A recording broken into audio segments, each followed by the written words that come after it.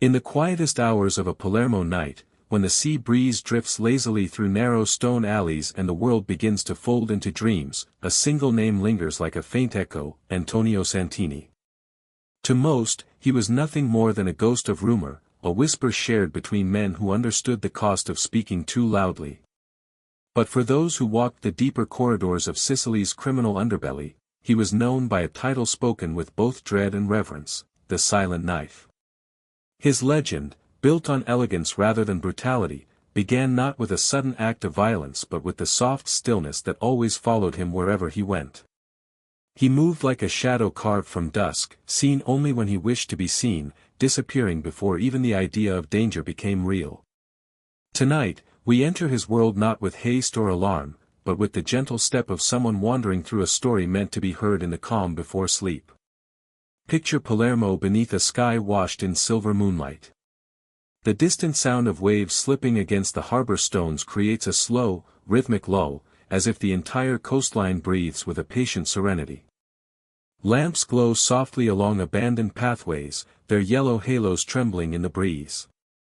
The city seems peaceful enough, but those who know its history understand that beneath the quiet lies a tapestry of secrets stitched tightly over generations. It is in this setting, between the bright shimmer of the sea and the heavy perfume of warm night air, that Antonio's story begins to unfold. His presence was never loud, never forceful. Instead, it was felt, almost sensed, the way one notices the faint shift in temperature before a storm. People said he could stand beside you without making a sound, and some swore the air itself calmed when he approached. Tonight, imagine him moving through the dim curve of Via Maqueda, his footsteps silent, his thoughts hidden. Not a man seeking attention, but one carrying the weight of decisions that would eventually shake Palermo's elite to their core. Though few ever saw his face clearly, everyone felt the consequence of his actions. They began as ripples, subtle disturbances barely noticed in the grand structure of the Santoro dynasty. Yet those ripples grew into waves, each one stronger than the last, until the entire criminal order trembled. As you settle into this story, let the pace slow, like the gentle spiraling of smoke from a candle's wick. Think of Antonio standing at the edge of the port, the scent of salt and diesel blending with the night. Ships creak against their ropes, restless even in the calm waters. A stray cat slips between crates, pausing only to glance at him as though recognizing an old and silent danger. But there is no tension in the air, no pulse of imminent violence. Antonio is simply there, quiet as always, a man who rarely allowed emotion to ripple across his expression. The truth of his legend is not found in the moments of conflict, but in these still, breath-held pauses where fate seems to hover just out of sight. Many stories claim he betrayed Palermo's elite out of ambition, others say it was fear, and a few insist it was love. But those who knew him, even briefly, understood something more subtle: Antonio Santini was shaped by silence. Silence of childhood, silence of loyalty, silence of the blade. He learned early that survival depended on what one chose not to say, and in a world ruled by loud men craving louder power, he became the quiet force none could tame. His betrayals were never rushed. They were like gentle turns in a long, winding path, noticeable only when looking back. As he walked past shuttered cafes and closed market stalls, the cool tiles beneath his shoes holding the memory of a long, sunlit day, he carried with him the tension of choices already made. Palermo, though resting, seemed to listen. Perhaps it sensed the shift coming, the way animals sense an approaching quake. Nothing in the city would remain unchanged after Antonio was done. Yet for now, everything remained still, suspended in peaceful anticipation. As the night deepens, picture Antonio pausing beneath a balcony draped in climbing vines, their leaves shivering gently in the wind. The scent of jasmine drifts down like a soft blessing, mingling with the cool breath of the sea. In this fragile stillness, he allows himself a single moment of reflection, sensing the thin line stretching between who he has been and who he must become. He knows that every choice will carry echoes, some gentle, some devastating, yet all inevitable. And as Palermo sleeps, unaware of the tide about to turn, Antonio steps forward, embracing the path that will forever seal his fate. Palermo's forgotten quarter was a place where time seemed to walk a little slower, as though the sun hesitated before rising and the night held on just a moment longer. This was where Antonio Santini first opened his eyes to the world, a neighborhood tucked behind the bustling markets, where the walls bore the stains of generations and the streets echoed with stories no one dared to write down. The morning air always smelled faintly of the sea mingled with bread from the nearby bakery, and yet beneath the warmth of daily life ran a subtle undercurrent of unease, the kind that settled into a child's bones long before he understood its meaning. Antonio grew up in a small, dim apartment above an aging tailor's shop. The floorboards creaked under every step, and the windows rattled when the wind pushed too hard against the shutters. His father, Marcello Santini, was a dock worker, quiet, broad-shouldered, and worn down by years of lifting crates heavier than most men's ambitions. Marcello spoke little, not because he lacked words, but because he believed silence protected a man better than shouting ever could. From him, Antonio learned the value of restraint, the art of scanning a room before entering, and the importance of never revealing more than necessary. His mother, on the other hand, existed only in faint memories and whispered fragments. She had vanished when Antonio was still small, too young to understand loss but old enough to remember the lullabies she sang. Neighbors often spoke of her in hushed tones, hinting at a past marked with secrets. Some said she fled Palermo for a better life, others murmured that she was taken by forces darker than poverty. Whatever the truth, her absence left a hollow space that shaped Antonio far more than her presence ever could have. He learned early that love could vanish as quietly as morning fog. The quarter itself became his true teacher. The cracked pavement, the worn steps leading to hidden courtyards, the stray cats that lounged in patches of sunlight, they all formed the backdrop of his childhood. Antonio wandered its maze-like alleys with a kind of quiet curiosity, observing the way adults spoke, the way they avoided certain doors, and the way shadows sometimes lingered where no person stood. He learned to read people the way others read books, through gestures, pauses, and the silent language of glances exchanged across crowded rooms. Every morning before dawn, his father left for the docks, returning in the evening with salt in his beard and fatigue in his shoulders. Antonio often sat at the window waiting for him, counting the rhythmic steps of workers trudging home. Sometimes Marcello brought small gifts, a smooth stone from the shore, a rusted pocketknife found between crates, or a piece of rope from an old fishing net. Antonio kept them all, treasuring each as though they were fragments of a world he longed to understand. School was a place he attended but never truly belonged to. Teachers noted his quiet nature, mistaking his silence for shyness rather than observation. Children his age played loudly in the courtyard, but Antonio preferred the edges, the corners where conversations drifted, where he could listen without being seen. He learned that people said more when they believed no one was paying attention. His mind gathered details like a net gathers fish, storing them away for reasons he didn't yet comprehend. In the evenings, when the sun dipped behind the hills and the narrow streets filled with warm orange light, the quarter transformed. Shopkeepers pulled down their metal shutters, the last customers hurried home, and only the voices of old men remained, drifting from benches where they played cards under flickering lamps. Antonio watched them, mesmerized by their expressions, by the small lies they told with confident smiles, and by the complicated dance of loyalty and rivalry played out in every round. Despite the poverty, despite the rumors of violence that permeated the walls, there was beauty here. Fresh laundry fluttered from balconies like small white sails. Women leaned over railings, gossiping with neighbors across the street. Children chased each other through alleys with laughter too pure to belong in such a troubled neighborhood. And through it all, Antonio absorbed every moment like a sponge, filing away details of human behavior that would one day become tools sharper than any blade. At night, when the quarter grew quiet and even the stray dogs curled up to sleep, Antonio listened to the distant sounds of the harbor, the clanking of metal, the hum of engines, the muffled conversations of men who worked beneath dim lights. He often imagined the ocean beyond the port, stretching endlessly into darkness, carrying secrets across its surface. It made him wonder about the world outside Palermo, a world he longed to see, yet feared he would never truly reach. His childhood was not marked by dramatic events or sudden violence. Instead, it was shaped by the slow accumulation of moments that nudged him toward the path he would one day walk. The absence of his mother taught him that silence could wound. His father's stoicism taught him that silence could protect. The neighborhood taught him that silence could hide truth, fear, and power. And somewhere in the spaces between these lessons, Antonio Santini learned how to disappear even while standing in plain sight. As the years passed, he became a boy who moved with quiet purpose. He was polite but distant, present but unreadable. Neighbors described him as the one with the watchful eyes, a child who seemed older than his age. They didn't know that beneath that calm exterior lay a mind already piecing together the subtle machinery of the world around him, who controlled what, who feared whom, and how secrets traveled between men like currency. By the time Antonio turned 14, the forgotten quarter had already imprinted itself onto his soul.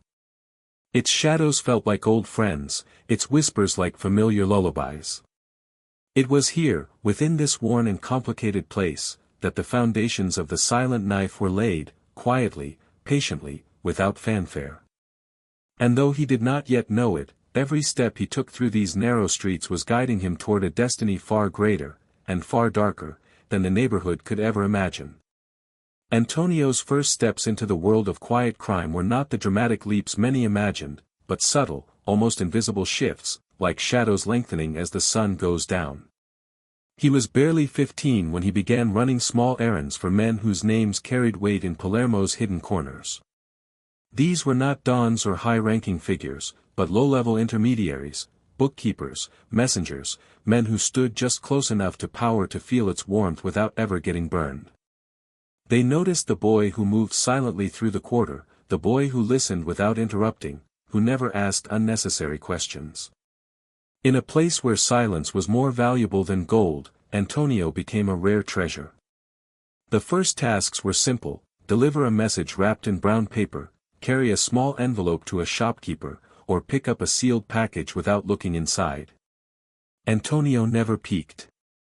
Not because he feared consequences, but because he understood instinctively that loyalty was proven not by what a man said, but by what he chose not to know. He became the kind of boy men trusted because they could not read him. His expression remained steady, his footsteps soft, his presence almost unnoticeable. He blended into the background like a muted brushstroke in a city full of loud color. Palermo's alleys became his training grounds. He learned to identify trouble before it arrived, recognizing the subtle way a stranger's shoulders tensed or the slight shift in a man's posture before he reached for something hidden. He memorized escape routes through the narrow backstreets and understood which doors led to friendly kitchens and which led to basements where screams were swallowed by thick walls. While other boys played soccer in the courtyards, Antonio practiced disappearing into crowds, becoming invisible even when standing in plain sight.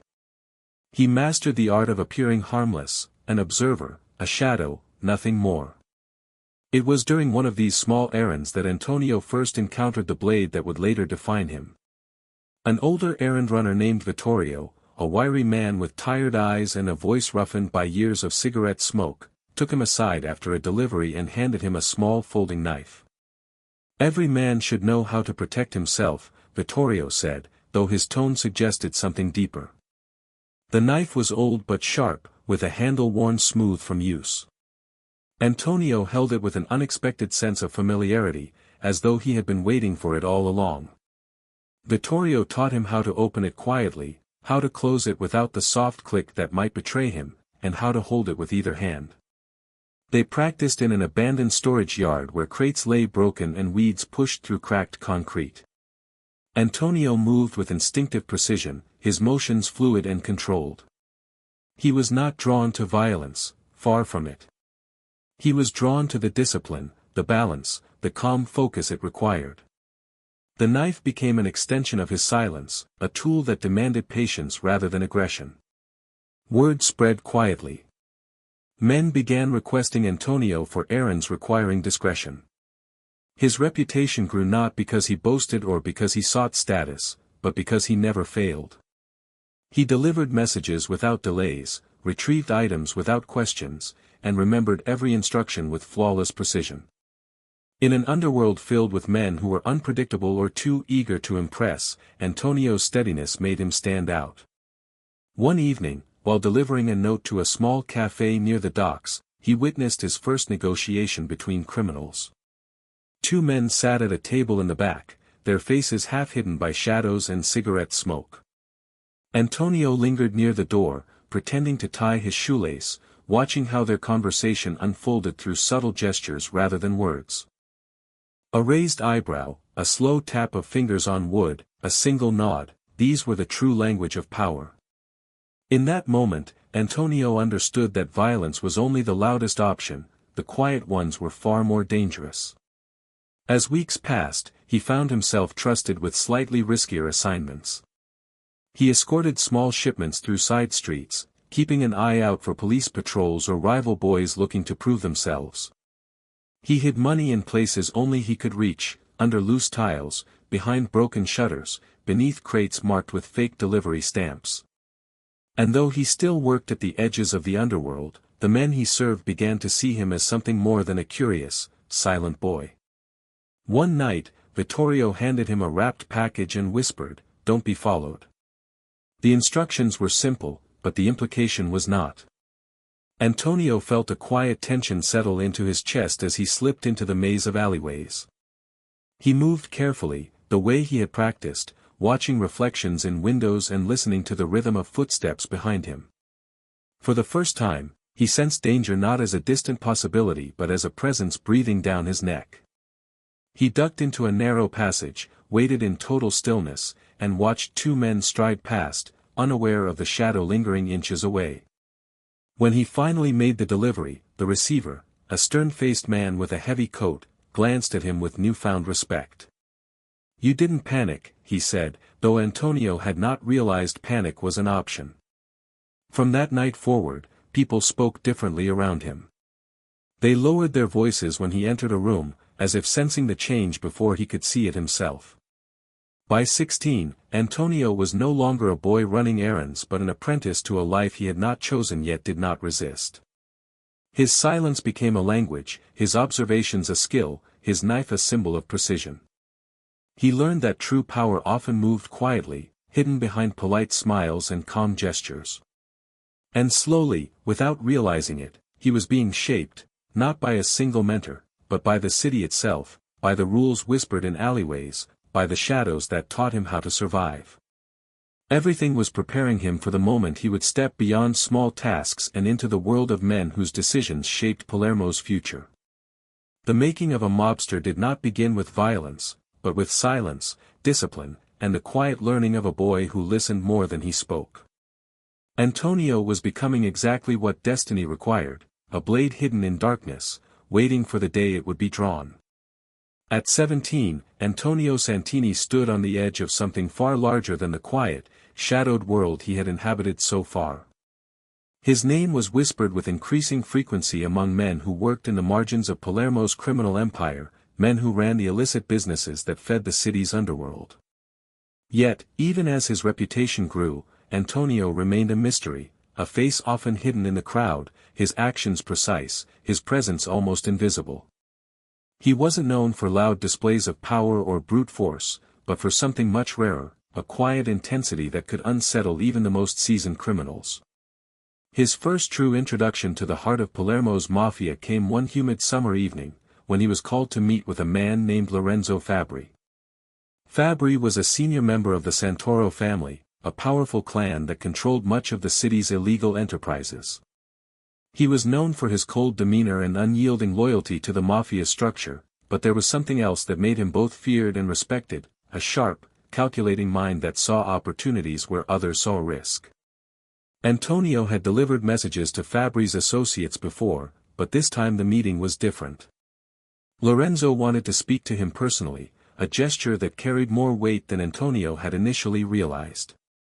He was instructed to meet Fabbri at a dimly lit cafe by the port, a place where deals were made under the cover of shadows and where loyalty was tested in whispered conversations. When Antonio arrived, Fabbri was already seated at a corner table, his back to the wall, eyes scanning the room with the precision of a man who had lived a life of constant vigilance. He didn't rise when Antonio approached, but gave a small nod, signaling the boy to sit. There was no handshake, no greeting, just the cold weight of the moment hanging between them. "You've been moving in the right circles, Santini," Fabri said in his slow, deliberate voice. "You've made an impression, even without trying. That's rare around here." Antonio said nothing, his gaze steady. He had learned long ago that silence could be just as powerful as words, especially in the presence of men like Fabri. The old man was sizing him up, testing him, as if to see how much of Antonio's soul remained unspoken, how much he was willing to reveal. Fabri took a slow drag from his cigarette, letting the smoke curl into the air like a faint wisp of mystery. "You've got skills, but you haven't proven yourself yet. There are men in this city who would kill to be where you are right now. You're not just a messenger anymore. You're a player, whether you like it or not. But players have to make choices." The words hung in the air, thick with implication. Antonio could feel the weight of the decision before he fully understood it.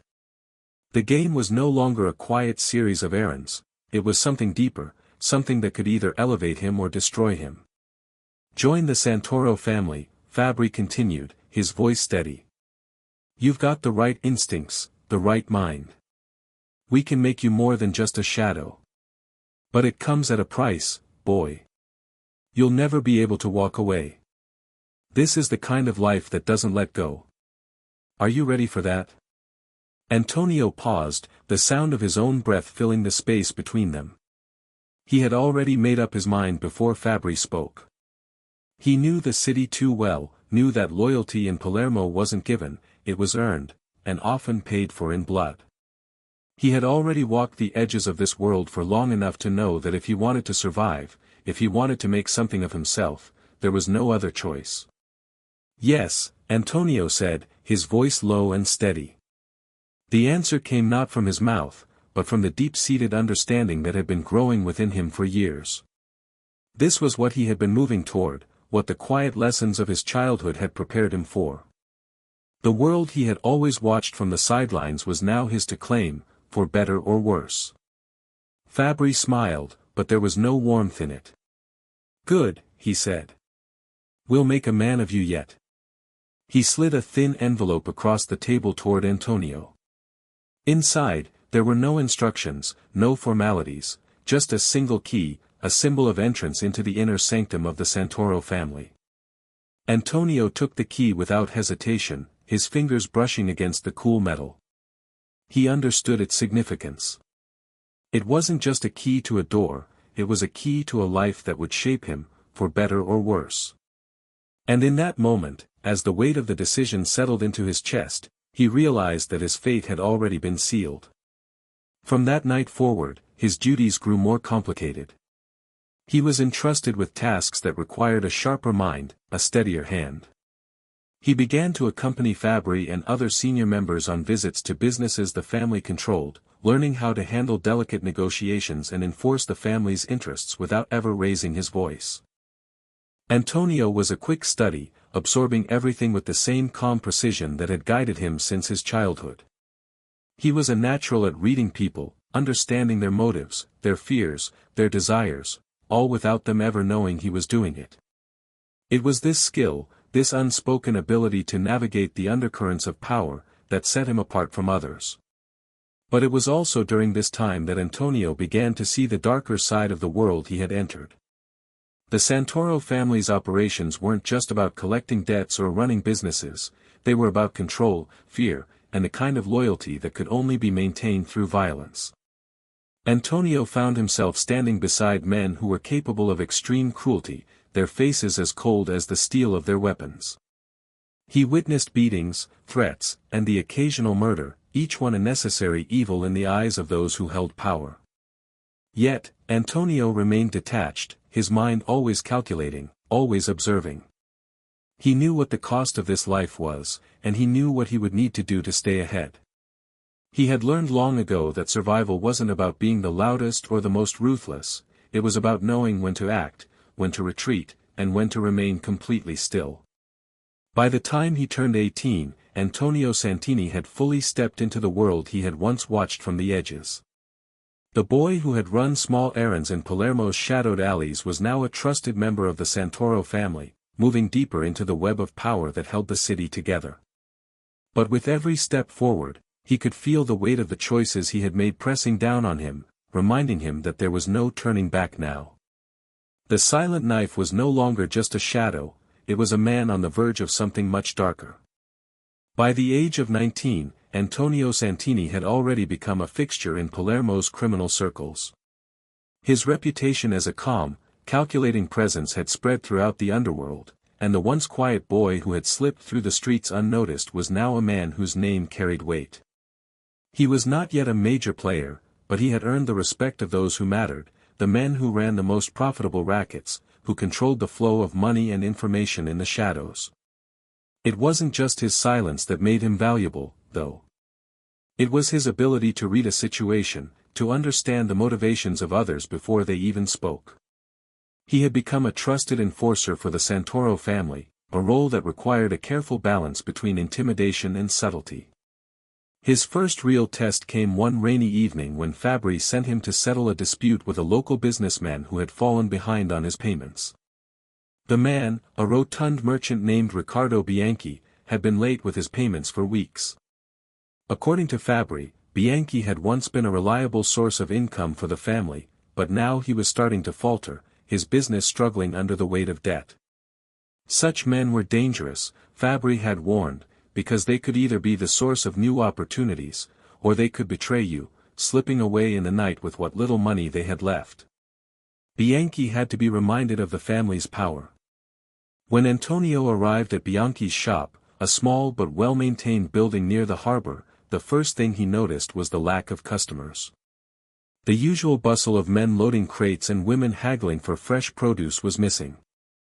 The air felt thick with tension, the kind of quiet that settled just before a storm.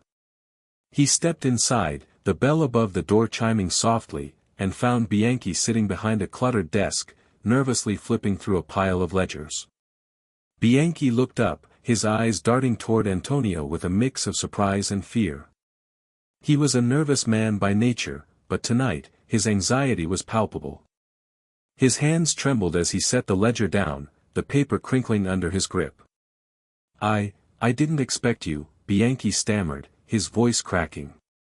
I thought the payment was due next week. Antonio cut him off with a simple gesture, his eyes locked on the man's face, his body language calm but commanding. The payment was due last week, Bianchi, he said, his voice low and even. Fabri wants to know why it wasn't paid. Bianchi's eyes darted toward the back of the store, his mind clearly calculating escape routes, or perhaps trying to come up with some plausible excuse. He wiped his brow, his face slick with sweat despite the chill of the evening air. It's just business, Santini, he said, his voice desperate. I've been struggling, I swear. The goods aren't moving like they used to. The economy's bad, my supplier raised prices, I can't.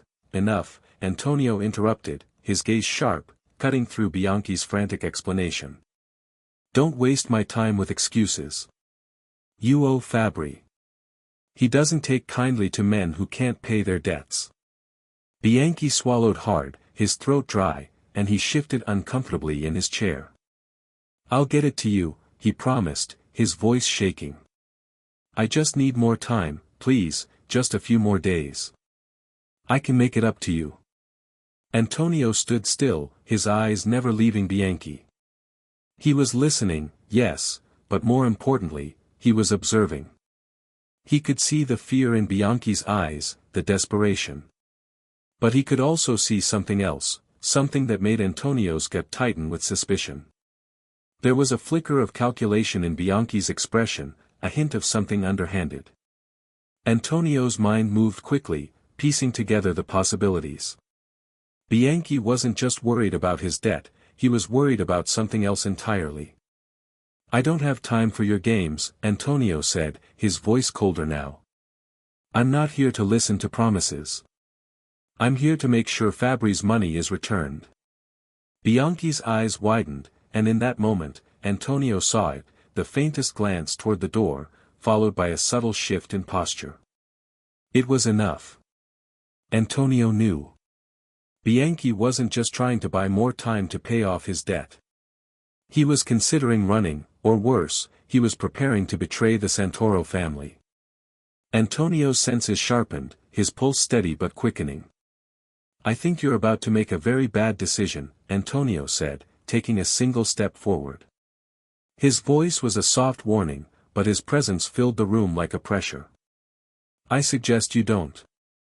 Before Bianchi could respond, Antonio moved with fluid precision.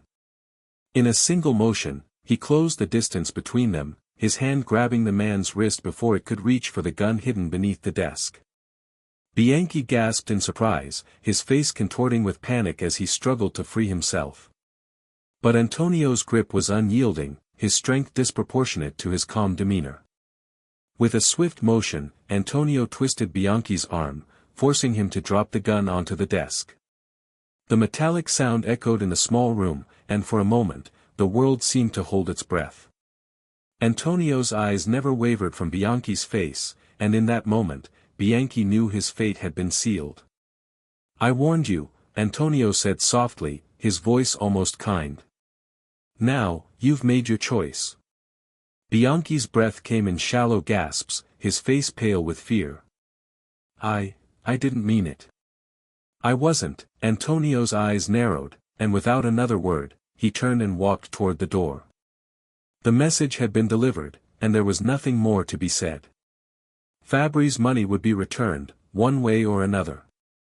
And Bianchi would either fall in line, or he would disappear from the game entirely. As Antonio stepped out into the rain-soaked street, he felt no triumph, no sense of victory. What he had done was necessary, yes, but it was also a reminder of the life he had chosen, a life where survival depended not on mercy, but on the quiet, unyielding enforcement of rules that left no room for weakness. In the world he inhabited now, there was no room for those who hesitated. And Antonio had learned that lesson well. Over the next few months, Antonio's position in the Santoro family solidified. He was no longer just an errand boy or a low-level enforcer, he had become indispensable. His quiet resolve, his ability to act without hesitation, and his unerring sense of who could be trusted and who couldn't made him invaluable to those who mattered. His actions were calculated, precise, and always in service of the family's interests. But as his influence grew, so did the challenges he faced. It was during this time that Antonio was introduced to one of the most powerful figures in the city, Marco Santoro, the head of the Santoro family. Marco was everything Antonio had imagined a mafia boss would be, charismatic, ruthless, and larger than life. His name was known throughout Palermo, whispered in reverence and fear. He was the kind of man who could make or break entire families with a single word, and his decisions shaped the very landscape of the city's criminal underworld. When Antonio was summoned to meet Marco for the first time, he had no illusions about what the meeting would mean. He knew that in the mafia, respect had to be earned, and even then, it was always fragile, subject to the whims of those in power. But he had no fear. Marco's reputation didn't intimidate him, it only fueled his resolve. He understood the stakes, and he knew the cost of failure. The meeting took place in a private villa on the outskirts of Palermo, a place where the city's elite came to escape the prying eyes of the public. Marco's villa was more than just a home, it was a fortress, designed to protect its inhabitants from the outside world while serving as a symbol of their wealth and influence. Antonio had never been in a place like it before. The air was thick with luxury, the rooms furnished with dark wood and velvet, the walls adorned with art that seemed as ancient as the city itself. Yet despite the opulence, there was an underlying tension, a sense that even here, in the heart of luxury, danger was never far away. When Antonio arrived, he was led into a large study where Marco sat behind a massive desk, his face obscured by the glow of a desk lamp. The room was dim, its shadows stretching long across the polished floor. Marco's presence filled the space, his very stillness demanding respect. He was a tall man, with broad shoulders and a commanding posture. His eyes, however, were what struck Antonio most. They were dark and calculating, sharp like a knife's edge. They seemed to take in everything around him, sizing up every person, every situation, with cold precision. "Sit," Marco said, his voice deep and even, with the authority of a man who had never known the meaning of fear. Antonio took a seat, his back straight, his hands resting on his lap. He said nothing, knowing that in this moment, it was better to listen than to speak. Marco studied him for a long while, as if deciding what to make of the young man before him. "I've heard about you, Santini," he said at last, his tone casual but laced with an undertone of seriousness. "You've made quite an impression in the family. You've handled yourself well." Antonio nodded once, acknowledging the compliment without allowing himself to get distracted by it. "Thank you," he said quietly. Marco leaned back in his chair, his fingers steepled together as he considered Antonio. "The thing about this life, Santini, is that you never know who's watching. There are always eyes on you, always people waiting for you to slip, to show weakness. In the mafia, weakness gets you killed. Do you understand that?" Antonio didn't hesitate. "Yes, I understand." "Good," Marco said, his lips curling into a faint smile that didn't quite reach his eyes. "But there's something more you need to understand. There's no loyalty in this life. Not real loyalty, anyway. People pretend to be loyal because they fear the consequences of disloyalty, but underneath, it's always about self-interest. You have to keep your eyes open, always. Trust no one." Antonio nodded again, his face betraying no emotion. He had learned this lesson long before meeting Marco. The underworld was a place where even blood ties could be broken if the price was right, where allies could become enemies in the blink of an eye. But there was something in Marco's words, a cold finality, that resonated with him on a deeper level. "I don't need loyal men," Marco continued, his voice lowering as he leaned forward. "I need men who are useful. You're useful, Santini. That's why I'm offering you something more. You'll take on bigger jobs now, assignments that require discretion and precision. And when the time comes, you'll be the one who makes the hard decisions. The ones others can't make."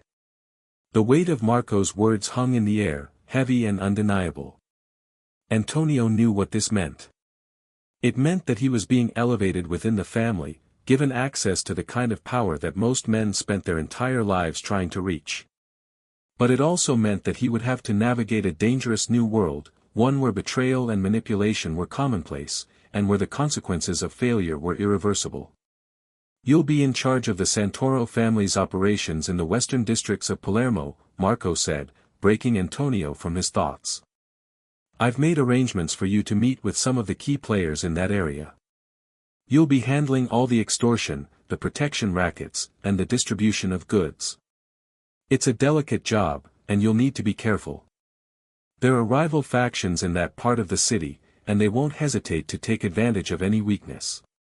Antonio's mind began to race as he processed the information. This was a big step, a chance to prove himself, but it also carried enormous risks. He would be responsible for the lives of men who worked for the family, and he would have to make decisions that could determine whether they lived or died. The weight of responsibility was heavier than he had anticipated, but he didn't flinch. He had come this far without showing weakness, and he wasn't about to stop now. "I'll do what's necessary," Antonio replied, his voice steady and unwavering. Marco studied him for a moment longer, then nodded in approval. "I believe you will." As Antonio left the villa later that evening, the reality of what he had just agreed to began to settle in. The job Marco had given him was a dangerous one, filled with uncertainty and the ever-present threat of betrayal. But it was also the opportunity he had been waiting for, the chance to prove his worth, to make his mark on the world that had shaped him. In the world of the mafia, power was fleeting, and it had to be seized before it slipped away. Antonio Santini was ready to claim it. The months that followed marked a turning point for Antonio Santini. His rise within the Santoro family was swift, and the responsibilities that came with his new position were heavy. As the family's influence in the western districts of Palermo grew, so did the pressure to maintain control. It was a game of constant maneuvering, dealing with rival factions, ensuring loyalty among his men, and making decisions that weighed heavily on the lives of others. Antonio was now in a position where every choice he made could either solidify his place or lead to his downfall.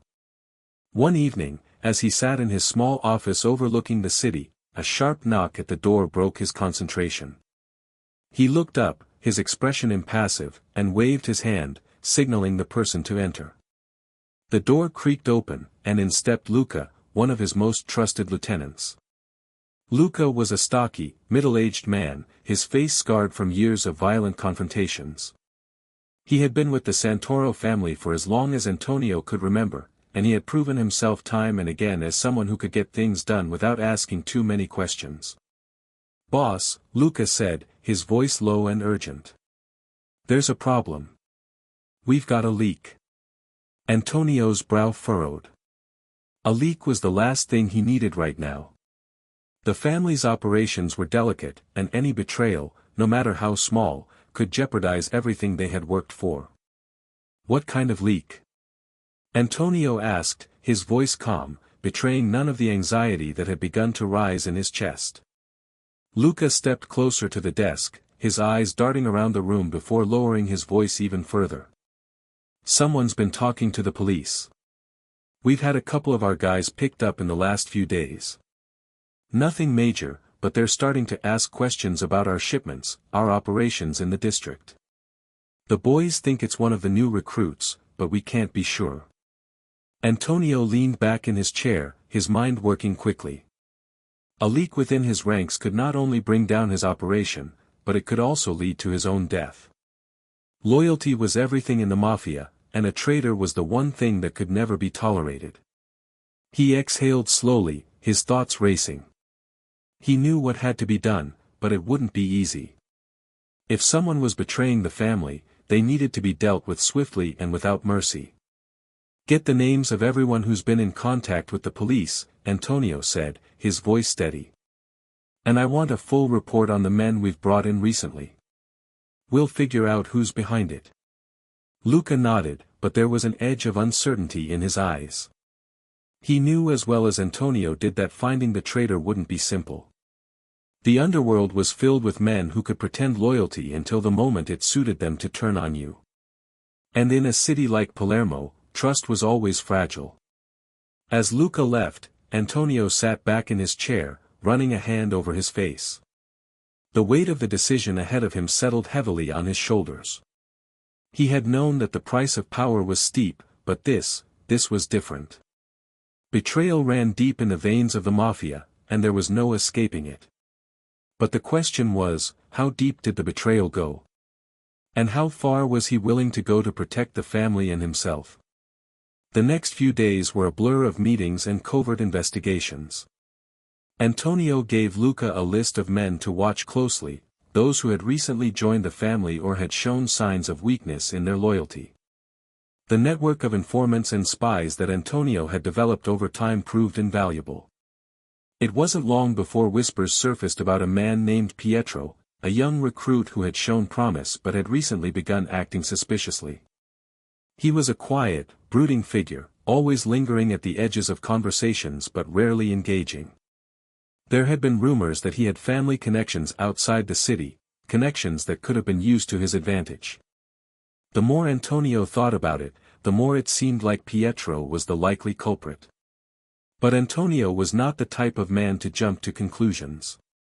He knew that in this world, assumptions could be deadly. He decided to investigate further before taking any action. A few days later, Antonio arranged to meet Pietro at a quiet café on the outskirts of Palermo, a place where conversations could be had away from the prying eyes of the streets. The café was a small, nondescript establishment, with peeling paint on the walls and a faint smell of stale espresso in the air. Antonio arrived early, his eyes scanning the room for any sign of danger. He sat at a corner table, watching the entrance, his mind running through the possibilities. When Pietro finally arrived, he looked nervous. His eyes darted around the room, and his hands fidgeted as he sat down across from Antonio. There was an air of uncertainty about him, a telltale sign that he wasn't as confident as he tried to appear. "Pietro," Antonio said, his voice soft but firm. "I hear things. People talk." Pietro's eyes widened, and he shifted uncomfortably in his seat. "What do you mean, boss?" he asked, his voice trembling slightly. "You've been talking to the cops," Antonio replied evenly, studying Pietro's reaction carefully. "I know about your connections. I know about your family. And I know that you've been giving them information." "Why?" Pietro's face went pale. He opened his mouth, then closed it again, as if struggling to find the right words. The sweat on his brow glistened in the dim light, and Antonio could see the fear rising in his chest. I didn't mean to, boss," Pietro stammered, his hands shaking. "I swear. It's just.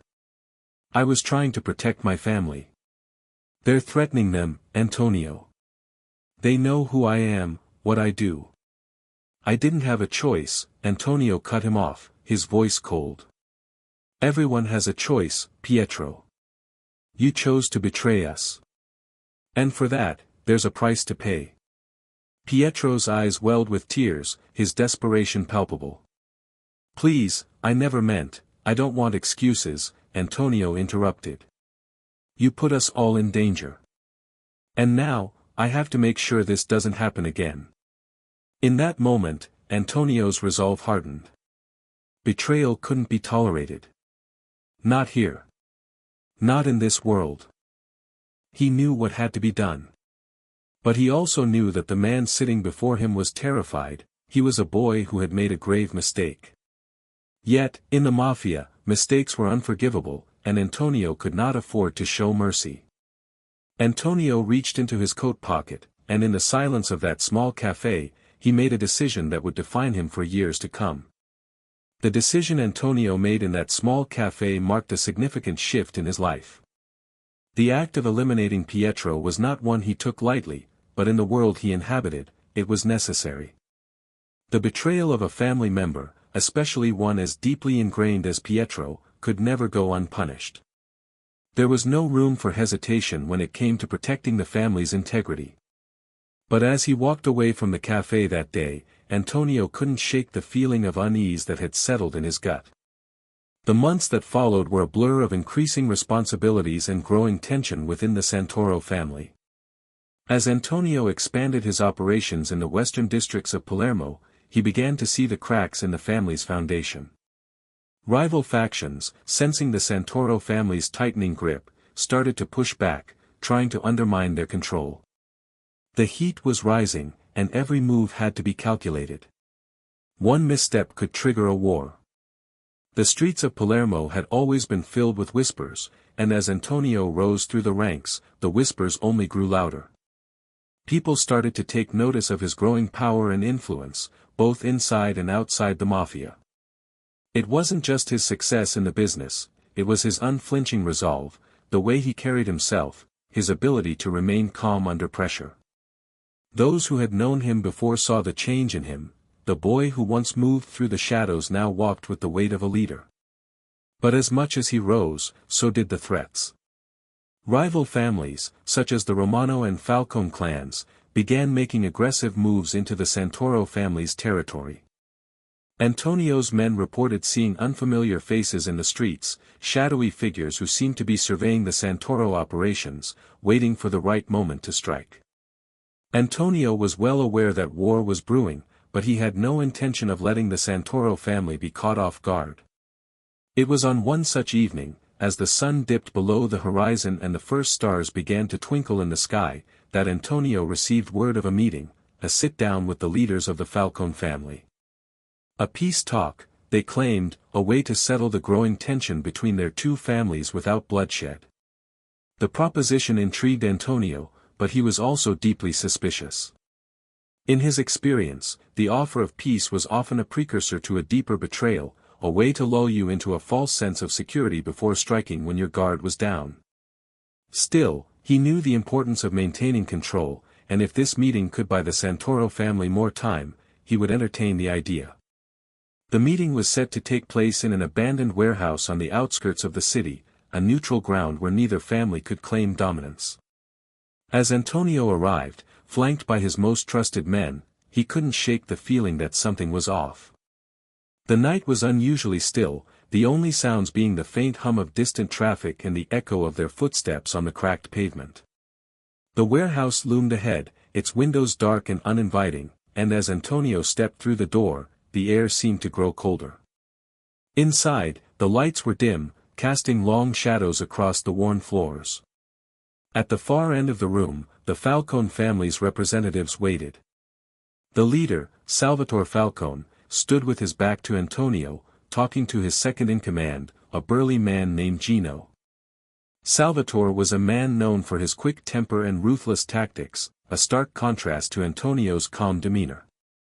The last thing Antonio wanted was to show any sign of weakness, but he knew this meeting would set the tone for what was to come. "Falcone," Antonio said, his voice steady, cutting through the murmur of conversation. Salvatore turned slowly, his cold eyes meeting Antonio's. There was no warmth in the greeting, just the silent acknowledgement of two men who knew they had the power to destroy each other. "Santini," Salvatore replied, his voice rough. "I'm glad you could make it. Let's get down to business." Antonio took a step forward, his men fanning out behind him. The tension in the room was thick enough to cut with a knife. "What is it you want, Falcone? Your family has been making moves in our territory. We're here to settle this." Salvatore's lips curled into a thin smile. "I think we both know the real reason we're here, Antonio. This isn't about peace, this is about power. My family wants a bigger share of the pie, and we're willing to fight for it. I'm offering you a chance to avoid unnecessary bloodshed, but make no mistake, we're not backing down." The threat hung in the air like smoke, and Antonio could feel the weight of it pressing down on him. The Falcone family was known for its ruthlessness, but Antonio wasn't about to back down. He had worked too hard to build his family's empire, and he wasn't going to let it be dismantled by the likes of Salvatore Falcone. "I don't negotiate with threats," Antonio said, his tone sharp. "If you want war, we can give you one. But don't think for a second that your family will come out on top. We've already established our power in this city, and we're not going anywhere." Salvatore's smile faltered, but only for a moment. "We'll see about that. You're a smart man, Santini, but sometimes being smart isn't enough." With those words, Salvatore turned and motioned for his men to leave, signaling the end of the meeting. The message had been clear, the peace was an illusion, and war was inevitable. Antonio remained standing in the center of the room, his mind working furiously. He had expected some kind of hostility, but the sheer audacity of Salvatore's words sent a chill down his spine. The Falcone family was not only looking to expand, they were looking to destroy. As Antonio and his men made their way back to their cars, the weight of the decision ahead of him became even clearer. A war with the Falcones would not be a simple matter. It would be a war that would test the limits of his strength, his loyalty, and his ability to hold the family together. There would be no turning back from this. Antonio knew one thing for sure, the battle for Palermo had only just begun, and the streets would soon run red with blood. He would have to be ruthless, calculating, and, above all, prepared for the worst. He had come too far to let his family fall, and he would stop at nothing to ensure their survival. The tension in the air was palpable in the weeks following the encounter with Salvatore Falcone. The lines had been drawn, and Antonio knew that war was inevitable. Despite the facade of diplomacy that had been put forth during their meeting, it was clear that the Falcone family had no intention of backing down. The peace talks were nothing more than a ruse to lull Antonio into a false sense of security. Salvatore's arrogance had made that clear. Now, the stakes were higher than ever. Antonio spent sleepless nights strategizing, weighing his options, and considering every possibility. He knew that a direct confrontation with the Falcones would mean bloodshed, and there would be no way to avoid casualties on both sides. But he also understood the harsh realities of the world he inhabited. In the mafia, weakness wasn't tolerated. If he hesitated or showed any sign of fear, his family's grip on Palermo would slip, and once that happened, it would be impossible to reclaim it. The first move came swiftly. Late one night, Antonio received word that several of his men had been ambushed while collecting protection money from a local business owner in the Western District. The attack had been brutal, 3 of his men were dead, and several others were seriously wounded. It was a clear message from the Falcones: they were making their move, and they were prepared to spill blood to take what they wanted. Antonio's blood ran cold when he heard the news. This wasn't just a skirmish, this was war. His thoughts immediately turned to retaliation, but he knew that rushing in without a plan would be disastrous. He couldn't afford to be reckless, not now. The family had worked too hard to build its influence, and he wasn't about to let it all crumble because of one impulsive decision. The next morning, Antonio convened a meeting with his closest lieutenants, Luca, who had been with him from the beginning, and a few other trusted men. They gathered in the back room of one of their legitimate businesses, away from prying eyes.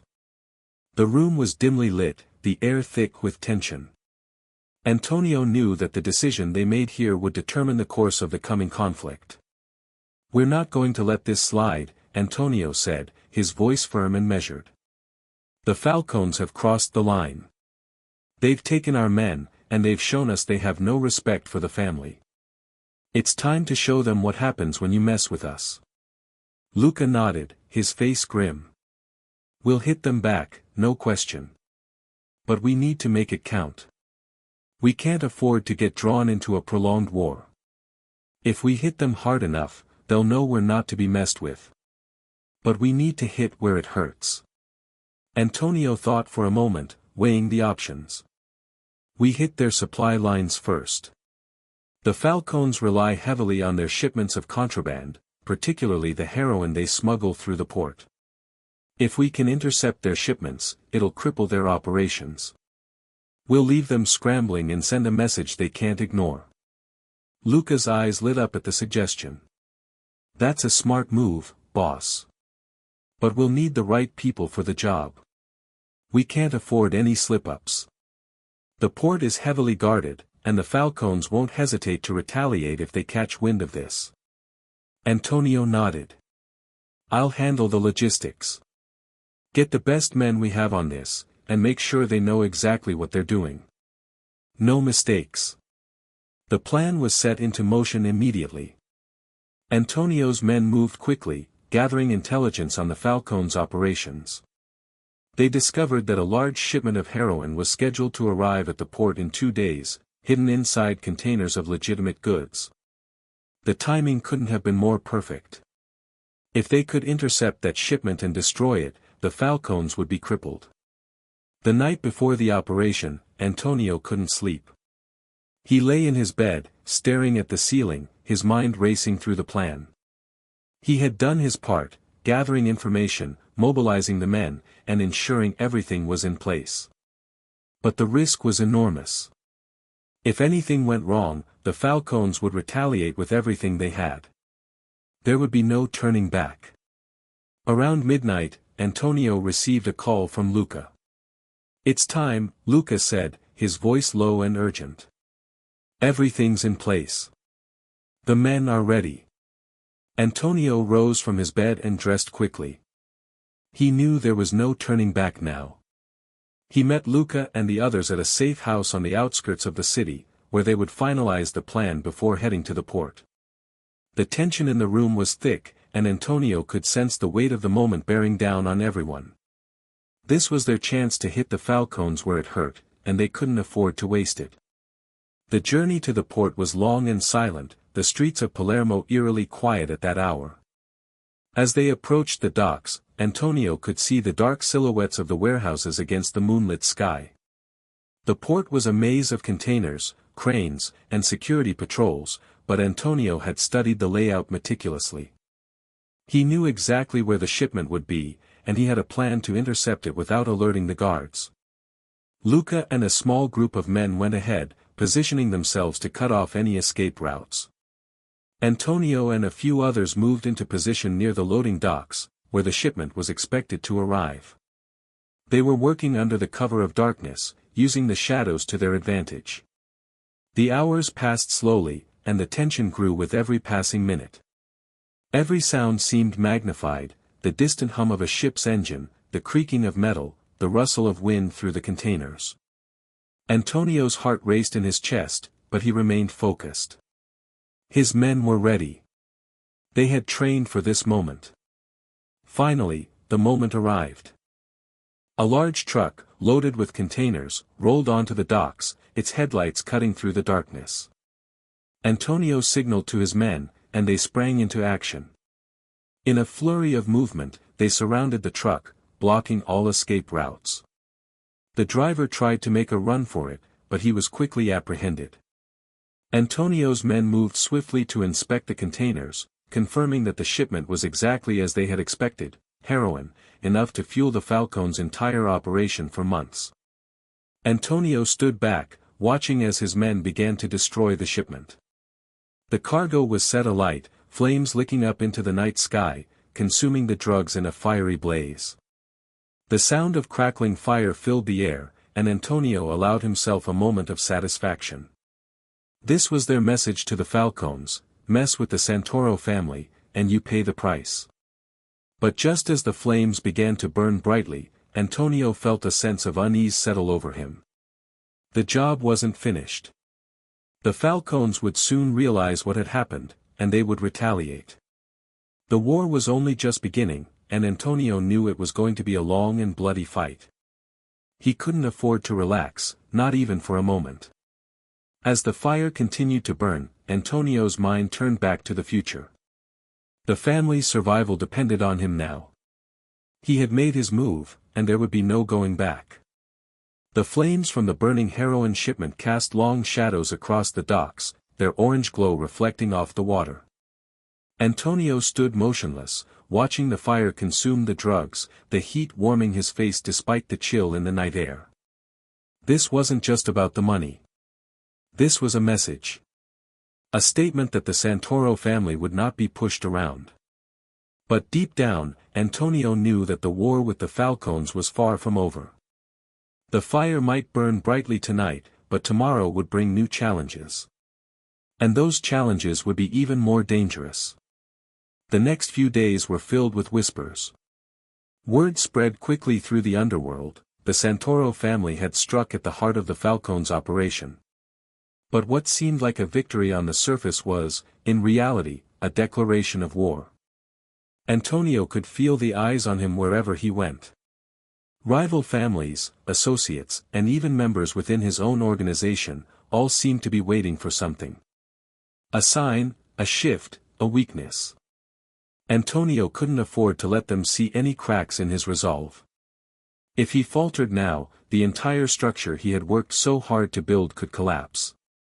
Despite the growing pressure, Antonio remained composed. He met with his lieutenants regularly, ensuring that they were all on the same page. Luca, his right-hand man, was the first to report back on the Falcon's reaction. According to his sources, Salvatore Falcone had called an emergency meeting with his family's inner circle, and tensions were high. The loss of the shipment had hit the Falcons hard, but they were not the type to bow down quietly. Retaliation was inevitable.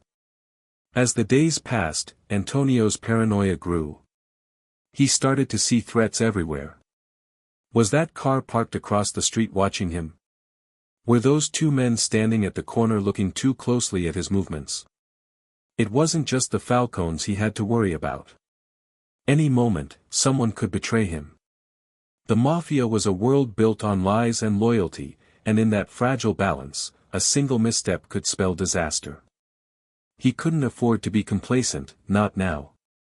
On the fourth day after the burning of the shipment, Antonio received word from his contacts that a hit had been ordered. The Falcons had placed a bounty on his head, and a group of their men were heading to Palermo to finish what they had started. The news hit Antonio like a thunderclap. He had expected retaliation, but this felt different. This was personal. The Falcons wanted to send a message that no one crossed them and lived to tell the tale. Antonio immediately called an emergency meeting with his inner circle. He knew that if he was going to survive this, he needed to think several steps ahead. He couldn't afford to let the Falcons take the first swing. They would be expecting him to react in panic, to lash out impulsively. But Antonio wasn't that type of man. He was calculated, strategic, and always 3 moves ahead. He had to be. "We need to lay low," Antonio said to his men, his voice steady but firm. "The Falcons are coming for us, but we're not going to give them the satisfaction of chasing us around. We're going to wait. We'll let them think they have the upper hand." Luca nodded, understanding the plan immediately. "So we play the waiting game? Lure them in?" "Exactly," Antonio replied. "We need to force their hand. They think we're hiding in fear. Let them think we're vulnerable. They'll come looking for us, but when they do, we'll be ready." The next few days were a blur of preparation. Antonio's men fortified their hideouts and safe houses across the city, while Antonio himself took a more hands-off approach, retreating to the shadows. He made sure that every move he made was deliberate, that every interaction had a purpose. No one could know his next step. The more the Falcons believed he was weak or hiding, the more they would underestimate him. But Antonio wasn't just relying on his men to handle the situation. He was playing a much larger game, involving people beyond the Santoro family. He knew the world of organized crime in Palermo was a web of alliances, and in that web, there were a few people he could trust. He reached out to his contacts in the police force, ensuring that any hits placed on his life would be quickly diverted or dealt with by the right authorities. It was a dangerous game to play, but in the mafia, everything was a calculated risk. Antonio's strategy was to draw the Falcons out, make them think they had the upper hand, and then crush them when they least expected it. But while the Falcons were busy tracking him, Antonio had another plan in motion. He would strike at their weak points, at the heart of their organization, where they least expected it. He couldn't just let the Falcons move in and take control of the city. If they were to gain the upper hand, it would mean the end of the Santoro family and everything they had built. Antonio wasn't about to let that happen. In the quiet of his hideout, Antonio began to prepare for his next move. He sat alone at his desk, a map of Palermo spread out in front of him. His finger traced over the various territories controlled by the Falcons. The central district was their strongest hold, but there were cracks in their defenses. There was a small warehouse on the outskirts of town, a place they had been using to launder money, and Antonio knew that if he could take that out, it would destabilize their entire operation. The plan was simple but effective. Antonio's men would infiltrate the warehouse under the cover of darkness, plant explosives, and get out before the Falcons knew what hit them. The explosion would send a clear message that the Santoro family was still in control and willing to do whatever it took to protect their territory. As the day of the operation neared, the tension in Antonio's mind reached a boiling point. The stakes had never been higher. The Falcons had made their move, and now it was his turn. He couldn't afford to make any mistakes. Every decision, every action would determine the fate of his family. That night, as the operation began, Antonio's heart raced in his chest. The time had come to strike back. His men moved like ghosts through the streets, disappearing into the shadows as they headed for the warehouse. Antonio watched from a distance, knowing that the success of this mission would set the tone for the future of the Santoro family. And if anything went wrong, the consequences would be catastrophic. But Antonio remained calm, his mind sharp. He had been in situations like this before, where everything seemed to hang in the balance. He had survived the worst, and he wasn't about to let a rival family take away what was rightfully his. The war was far from over, and as long as he had breath in his lungs, he would fight to the bitter end. The night air was thick with anticipation as Antonio waited in the shadows, his men dispersed across the perimeter of the warehouse. The operation had been set into motion with precise care, every detail accounted for. The warehouse, a nondescript building on the edge of Palermo, had been a linchpin in the Falcons' operations. It was used not just for laundering money, but for storing illegal weapons, stolen goods, and, more recently, shipments of drugs that passed through their various smuggling routes. Antonio knew that destroying this one place could unravel a significant part of their operation. His men moved swiftly and silently, each one assigned to a specific task. They were experienced, loyal to a fault, and ready to prove that the Santoro family was not a force to be underestimated. Antonio watched them through the cracked window of the safe house he had taken refuge in, his eyes narrowed with focus. He didn't need to be on the front lines, he was the strategist, the mastermind behind this strike. His calm, controlled demeanor in these moments was what had kept him ahead of his enemies for so long. Inside the warehouse, Luca and a handful of Antonio's most trusted men had already breached the perimeter.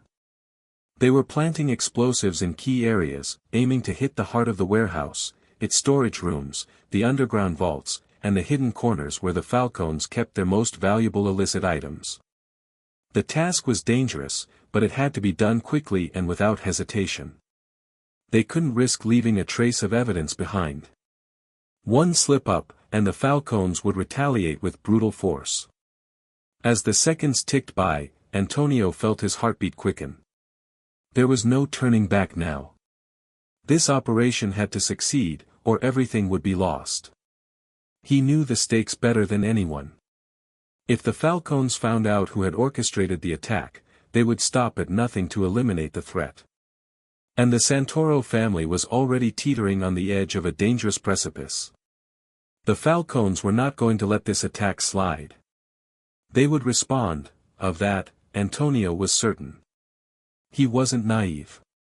He had seen what the Falcons were capable of. They had resources, connections, and a brutal streak that could tear apart anyone who crossed them. But that was what made this war so deadly, it was no longer just a battle for territory.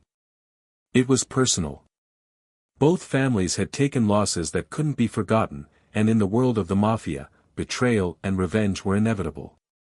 As the time passed, Antonio's thoughts raced, considering every potential outcome. What would happen when the Falcons realized their warehouse was gone? Would they come after him directly, or would they target his family? There was a sinking feeling in his stomach that told him this was only the beginning of something much larger. The Falcons wouldn't rest until they had repaid the Santoro family in kind. Finally, the signal came. A single flash of light in the distance, a brief, bright explosion that illuminated the night sky. It was followed by the unmistakable sound of a second blast, then a third, as the warehouse went up in flames. Antonio's men had succeeded. The building was gone, reduced to nothing more than a smoldering ruin. For a moment, there was silence. Antonio remained still, his eyes fixed on the faint glow in the distance. The smoke rising from the remains of the warehouse was like a dark omen, signaling the escalation of the war. He knew the Falcons would not let this act of defiance go unanswered. The fire was a beacon to them, a declaration that the Santoro family was no longer hiding in the shadows. They had struck first, and they had struck hard. Antonio's phone buzzed in his pocket, pulling him from his thoughts. It was Luca. "We're clear," Luca said, his voice calm but with a sense of urgency. The mission was a success. No casualties. We're pulling out now. Good, Antonio replied, his voice steady. Get back to the safe house. We need to be ready for whatever comes next. As the men began to retreat, Antonio allowed himself a small moment of satisfaction. The Falcons had been dealt a heavy blow, but he knew they would be coming for him soon. He could already hear the whispers in the streets, the rumors that would spread like wildfire. In the underworld, nothing remained secret for long. The Falcons would know who was responsible before the night was over. The next morning, Antonio met with his lieutenants to discuss the aftermath. They were seated in a small back room of a restaurant on the outskirts of Palermo, far from the prying eyes of the public. The air in the room was thick with tension as Antonio outlined the next steps. His men were eager for retaliation, ready to take the fight to the Falcons. But Antonio knew that this was just one move in a much larger chess game. We need to remain vigilant, Antonio said, his tone firm. The Falcones will come for us, and they'll want blood. We'll have to be prepared for whatever they throw our way. Luca spoke up. They'll retaliate quickly. They'll want to make a statement. We can't wait for them to make the first move. We need to strike again before they get their footing. Antonio considered this. I agree. We'll strike their distribution network. Take out their supply lines to hit them where it hurts most. If we cripple their operations in the city, it'll put them on the defensive. But we need to be strategic. We're not going to risk everything on a reckless move. The plan was set in motion within hours. Antonio's men began scoping out the Falcones' operations, identifying weaknesses in their network. They discovered that the Falcones had a number of safe houses scattered around the city where they stored drugs, weapons, and cash. These were heavily guarded, but Antonio's men had the element of surprise on their side. A coordinated attack was all they needed. As they prepared for the next phase of their offensive, Antonio couldn't help but feel the weight of the decisions he had made. Every choice he made was leading him deeper into the heart of the conflict. There was no turning back now. If he lost this fight, it would mean the end of the Santoro family and everything he had built. But if he succeeded, it would cement his position as one of the most feared figures in Palermo's criminal underworld. The war was no longer just about territory or money. It was about survival. And Antonio would do whatever it took to ensure that the Santoro family emerged victorious, no matter the cost. Every ally, every resource, every ounce of his strength was now devoted to this fight.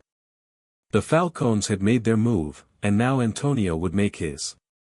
There was no more room for hesitation. The game had changed, and the stakes had never been higher. The days that followed the destruction of the Falcones' warehouse were tense, each one heavier than the last.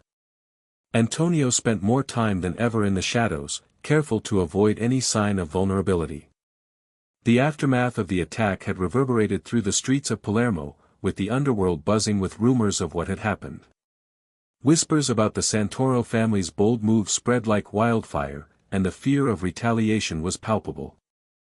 Antonio knew that the Falcones would be smarting from the blow, but he also knew that Salvatore Falcone, as ruthless and calculating as he was, would not let this act of aggression slide.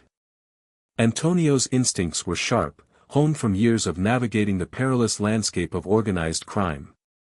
He knew that now, more than ever, he had to stay 2 steps ahead. But despite his experience, the constant pressure was beginning to wear on him. Every car that passed by seemed like a threat. Every conversation felt like a potential betrayal. The knowledge that the Falcones were surely plotting their next move weighed heavily on his mind. As the days wore on, small skirmishes began to break out around Palermo. Rival gangs and independent criminals, sensing the shifting power dynamics, began to test the waters.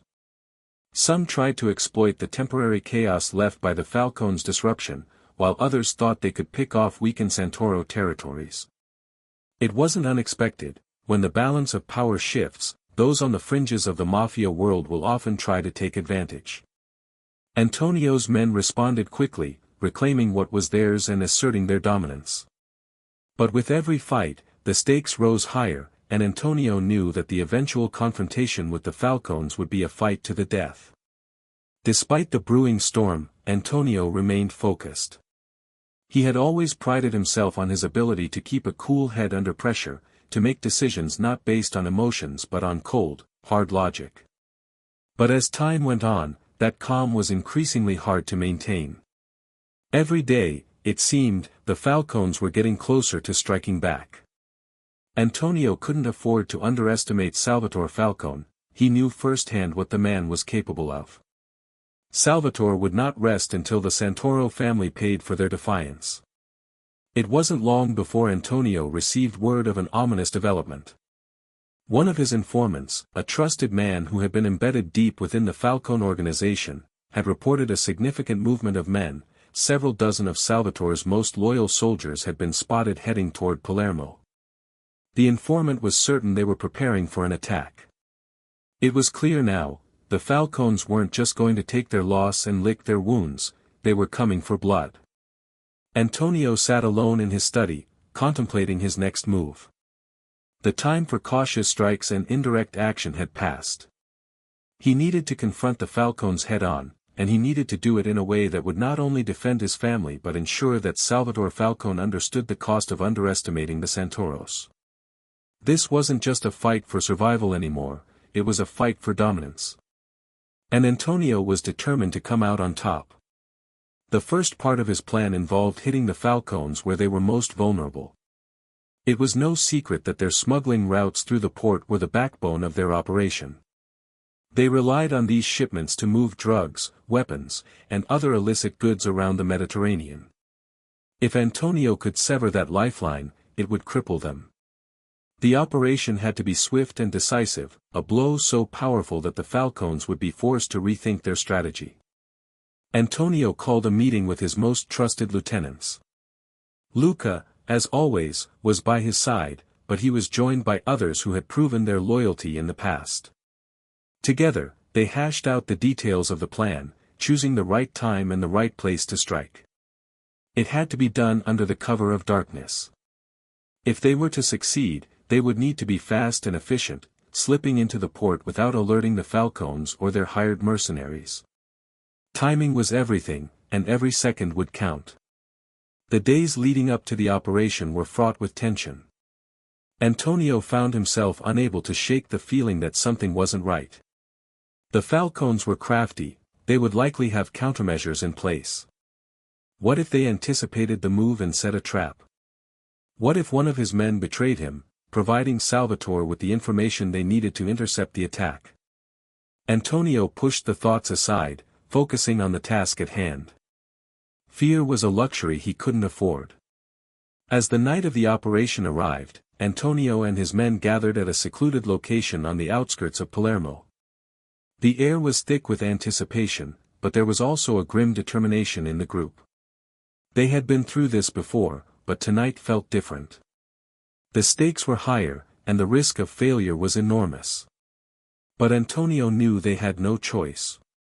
If they didn't act now, the Falcons would continue to gain ground, and the Santoros would lose everything. Luca gave the signal, and the group moved out, slipping through the streets like shadows. They were headed for the port, where the Falcons were expecting a shipment to arrive under the cover of night. Antonio's heart raced as he moved in lockstep with his men. They were getting closer to their target. Every sound seemed amplified in the quiet of the night, distant footsteps, the creaking of a nearby docked ship, the soft rustling of wine through the streets. Antonio focused on his breathing, steadying his nerves. Once they reached the port, they split into smaller teams, each with a specific task. Antonio's team was assigned to sabotage the docks, ensuring that the Falcon shipments would be destroyed before they even had a chance to offload. Other teams were tasked with setting explosives in key areas, while a third group would act as a distraction, drawing the attention of any guards away from the main operation. As the minutes ticked by, Antonio felt the weight of the moment. This was the turning point, the moment where everything would either fall into place or come crashing down. The Falcons couldn't afford to lose this shipment. The stakes were as high for them as they were for him. And as much as Antonio wanted to believe that his men could pull this off, he knew that a single mistake could destroy everything. Finally, the signal came. The shipment had arrived. Antonio's men moved quickly, their actions precise and calculated. As the first crates were unloaded, a series of explosions rang out, one after another. The port was engulfed in flames, and the sight of it brought a sense of grim satisfaction to Antonio. He knew this would hurt the Falcons. But as the fire blazed, something else stirred deep within him, a nagging feeling that, despite the victory, the war was far from over. The Falcons would retaliate, and this time, they wouldn't hold back. The aftermath of the attack on the Falcons' shipment sent shockwaves through the criminal underworld of Palermo. The port, once bustling with the steady flow of illicit goods, was now a smoldering ruin. Antonio had struck a decisive blow, crippling a vital part of the Falcons' operation. The flames that had engulfed the docks had burned through more than just crates of goods, they had burned through Salvatore Falcone's sense of invincibility. For the first time in years, the Falcone family found themselves at the mercy of their rivals. Antonio knew the importance of his move, but he also knew that the victory was fleeting. A strike like this could not go unanswered, not by someone like Salvatore.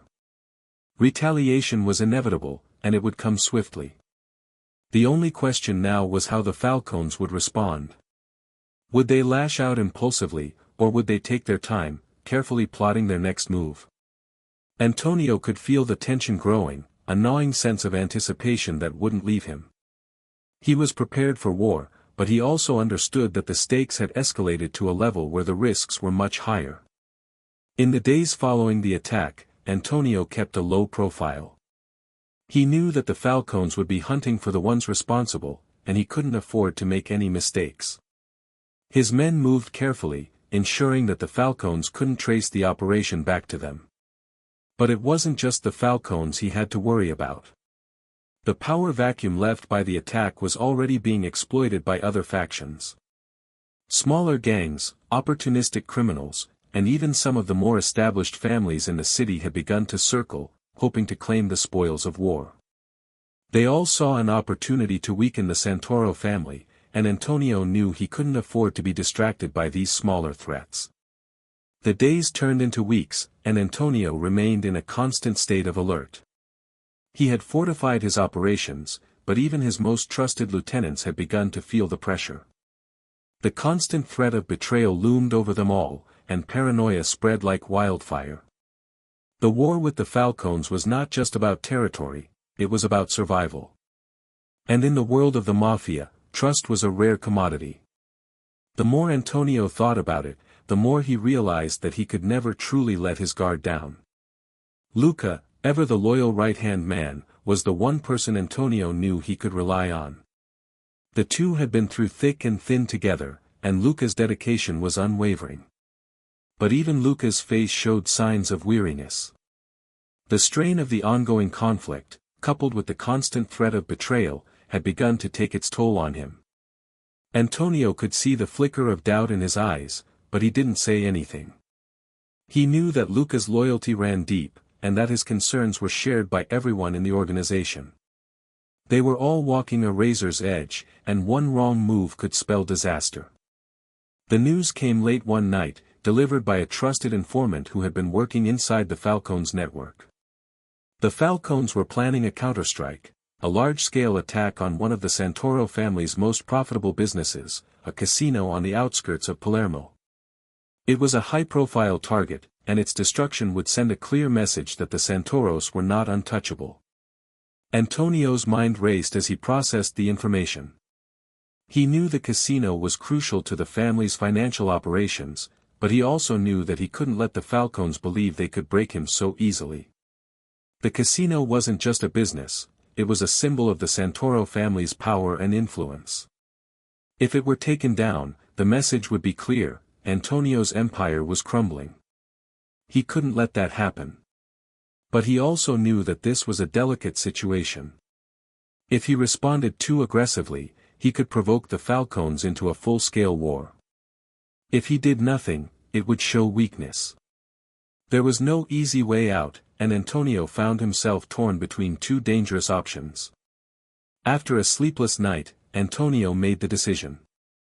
He would confront the Falcones head-on, but he would do it in a way that would force them into a corner. He would take the fight to their doorstep, strike when they least expected it, and send a message of his own. If they wanted a war, they would get one. But Antonio would fight on his terms, not theirs. The plan was set into motion. Antonio mobilized his men and began to prepare for the assault on the Falcones. He knew they would be watching the casino closely, so he devised a strategy that would involve misdirection. While his men set up the attack on the casino, Antonio would send a small team to infiltrate one of the Falcones' lesser-known safe houses. The idea was to force the Falcones into thinking they had an advantage, to make them believe they were winning the war. Once they were distracted by the safe house attack, Antonio would strike the casino with overwhelming force. The night of the operation, Antonio felt the familiar mix of tension and excitement. His men moved swiftly, executing the plan with precision. The team at the casino took control of the building's entrances, ensuring that no one could escape. Inside, the workers and gamblers were caught off guard, but Antonio had given specific orders not to harm anyone unless absolutely necessary. This wasn't about creating chaos, it was about sending a message. They would take control, and they would do so without unnecessary bloodshed. Meanwhile, the team at the safe house had successfully breached the compound. The explosion was timed perfectly, causing chaos and confusion among the Falcone's men. The blast sent a clear message: the Santoro family was still a force to be reckoned with. Antonio watched from a nearby vantage point as the fireworks unfolded. His men were executing the operation flawlessly, and for a brief moment, he allowed himself to savor the feeling of having the upper hand. But just as the plan seemed to be going perfectly, a wave of unease washed over him. Something didn't feel right. Antonio had trusted his informants, but there was a nagging suspicion in his gut that something had been overlooked. As he watched the Falcones' reactions unfold, he realized what it was. The Falcones were too calm. Too controlled. It was almost as if they had been expecting this. In that moment, Antonio understood the brutal reality: the Falcones had known he would strike. They had set a trap, and he had walked straight into it. A shiver ran down his spine as he realized the full extent of his mistake. The Falcones had been prepared for this assault, and now, they were prepared to make him pay. Antonio's heart raced as the reality of the situation began to sink in. The plan had seemed flawless, an overwhelming strike, a display of dominance that would have crippled the Falcones. Yet, as he stood in the shadows, watching the chaos unfold at the casino and the safe house, he could feel the tide beginning to turn against him. The Falcones had outsmarted him. What was supposed to be his victory had, in an instant, become a trap. The more Antonio watched the scene in front of him, the more the pieces began to fall into place. The explosion at the safe house, which had initially seemed like a successful diversion, was now turning into a nightmare. Antonio's men had been caught in a brutal ambush. The chaos at the casino was beginning to mirror the confusion at the safe house: gunfire in the streets, shouting, the screeching of tires as the Falcone's men moved in on every corner. Antonio had underestimated Salvatore Falcone. In his arrogance, he had assumed that the Falcones would be reeling from the damage he had inflicted. Instead, Salvatore had anticipated every move. Antonio's first instinct was to pull back, to regroup and reevaluate. But retreat was not an option. His men were in the thick of the fight, and abandoning them now would send a message of weakness, something that could not happen. He couldn't afford to show hesitation, not when the entire foundation of his family's power was on the line. The Falcones were too close, and they were too dangerous. If they took control now, it would be the end for the Santoro family. His mind raced as he scanned the situation, calculating his next move. There were still pockets of his men holding strong, keeping their ground, but they were becoming increasingly isolated. Antonio knew that without reinforcements, they wouldn't be able to hold out much longer. He needed to act fast, to break the deadlock before the Falcones could gain any more ground. He signaled to Luca, who had been standing beside him, his face ashen but focused. "Get the backup team ready," Antonio ordered, his voice low but commanding. "We're pulling out of the casino. The Falcones won't expect it." Luca didn't hesitate. He barked orders to the other men, his movements swift and efficient. It was time for a tactical retreat, one that would throw the Falcones off balance and give Antonio's men a chance to regroup. But as the men began to fall back, a new challenge emerged. The Falcones had set their trap expertly. They had already positioned their forces around the retreat route, blocking the main exits from the casino. Antonio's men found themselves caught in a crossfire, pinned down from every direction. The streets, once bustling with the usual night crowds, had become a war zone. The distant wail of sirens echoed through the city, signaling that law enforcement would soon be on the scene. Antonio could feel the pressure building as time slipped away. He knew the longer they stayed in the open, the more they risked being surrounded. Luca returned to Antonio's side, his face tight with strain. "We're losing ground, Tony. We've got maybe 5 minutes before the whole area is flooded with cops. We need to move now, or we'll be trapped." Antonio's mind raced.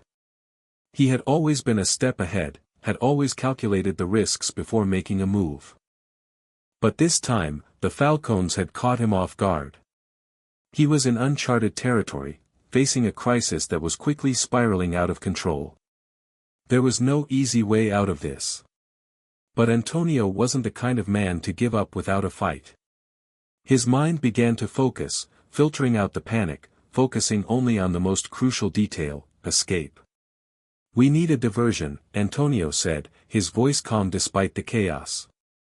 "Luca, get the men to pull back into the alleyways. Create a blockade. We'll hit them from behind. We won't give them a clean shot." Luca nodded, rushing off to execute the plan. Antonio's pulse quickened. The clock was ticking, and he knew that one wrong move would mean the end. His men, battered and bleeding, fought their way toward the alleyways, the sound of their gunfire merging with the distant sirens. They were in the middle of a deadly dance with death, each move calculated but desperate. Antonio could hear the rattle of automatic weapons, the sound of breaking glass, the frantic shouts of men on both sides of the fight.